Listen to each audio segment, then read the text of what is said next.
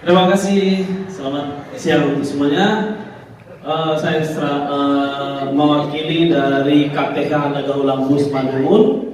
Nama saya Pastor Sinaga. Sebenarnya saya yang dapat undangan itu ibu saya sendiri, cuman karena ibu saya tidak bisa berjalan dalam keadaan sakit, jadi saya mewakili beliau, anaknya.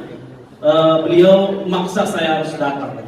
Jadi salam buat dari ibu saya, Musyawarah Nainggolan, kepada TPN dan juga penyelenggara. Terima kasih. Sebenarnya ini sangat terhormat saya berdiri di sini, berada di antara kalian yang semua sangat cerdas. Bahasanya juga nggak jelimet. Saya kayak disuruh kuliah lagi nih. Jadi yang saya tangkap di sini sih ada beberapa tadi presentasi. Yang pertama itu TPL, apakah ada dokumentasi kegiatan harian dalam kelola polusi atau limbah yang semestinya mungkin bisa dipublikasikan untuk diketahui oleh masyarakat. Jadi maksudnya itu pengelola videonya itu ataupun juga publikasinya itu dalam bentuk yang istilahnya sederhana tapi juga gampang ditangkap oleh masyarakat luas, tidak seperti yang disampaikan Bapak yang baju batik kuning tadi yang kayaknya ribet banget ya. Kalau awam itu kayaknya ribet banget mengetahuinya. Cukup sederhana sih saya rasa. Apakah mungkin ada? Kalau mungkin sudah ada, silakan dipublikasikan atau dipaparkan ke kita. Atau juga kalau belum ada mungkin bisa dibuat. Jadi kaum awam, maksudnya orang-orang di sekitar TPL atau juga di Indonesia bisa melihatnya bahwa TPL itu benar-benar bertanggung jawab. Misalnya seperti airnya itu bisa nggak hidup ikan atau juga berpengaruh nggak terhadap kelangsungan hidup ekosistem di sekitarnya.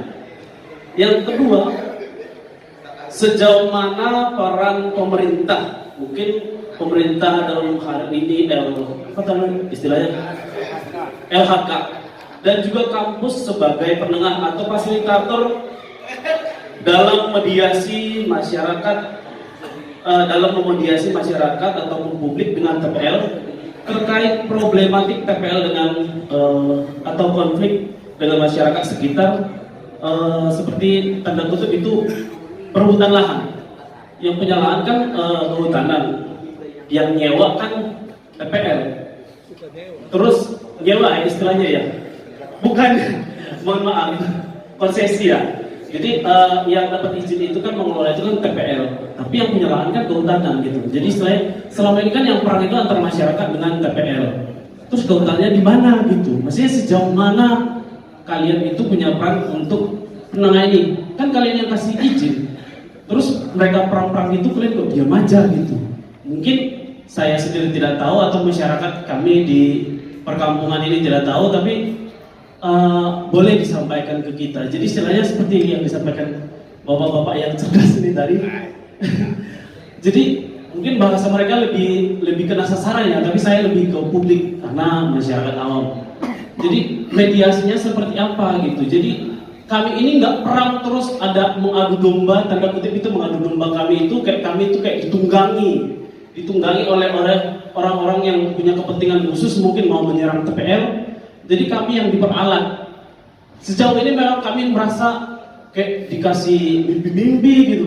Kalian nanti bisa dapat lahan ini segala macam. Tapi kok belakangan ini kok kami kayaknya disuruh muter sana sini, kok nggak sampai ke mimpinya gitu.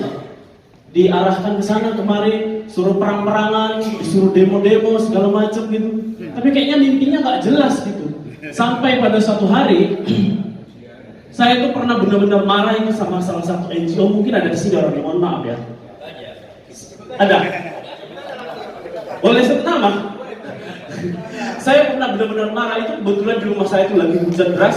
Akhirnya dia nggak bisa saya usir, mohon maaf ya. Dia datang ke rumah saya. Sebenarnya saya mau usir dia, cuman karena hujan deras juga saya ada kemanusiaan juga. Jadi kamu udah bolak-balik udah 10 tahun, 10 tahun atau 12 tahun. 12 tahun kamu ngarahin kampung ini sampai di mana hasilnya? Apa yang kami dapatkan? Kok sepertinya mempermainkan kami gitu. Kalau benar-benar kamu mau mendukung kampung ini, mau mendukung kita untuk dapatkan lahan, kamu tahu kampung ini kampung adat, tanah adat. Kenapa bukan ini yang kamu buat jadi hak milik kami?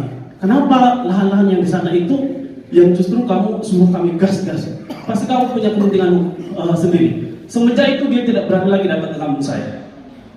Semenjak itu dia tidak berani datang ke kampung saya, dan dia tidak berani menokoh-nokohi ibu saya lagi, orang tua saya. Sejak itu juga saya bilang sama orang tua saya, tolong jangan dikasih dia makan, karena setiap dia datang ke rumah kami, ke kampung kami, makan potong ayam udah kayak tulang itu dia, potong ayam, makan potong babi atau macam-macam. Jadi itu mama saya itu selalu kasih dia makan karena dia merasa, oh ini mendukung kami.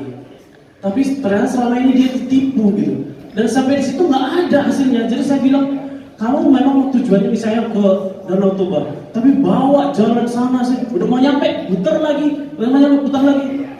Kau tokoh-tokoh orang tua saya yang udah tua ini, yang tak berpendidikan ini, saya bilang seperti itu sama dia.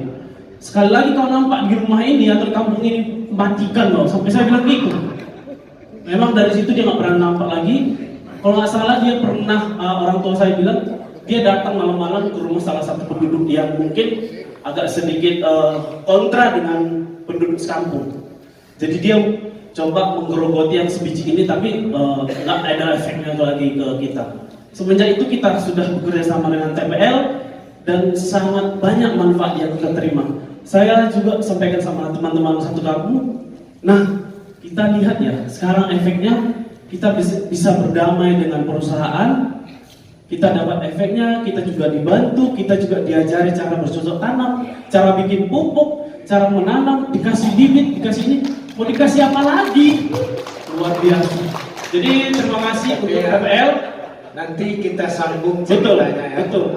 Saya kembalikan lagi, LHK atau kehutanan mungkin boleh mediasi masyarakat, biar kita tidak diadu domba, tidak perang-perang seterusnya. Karena mungkin masih banyak desa-desa yang lain yang tidak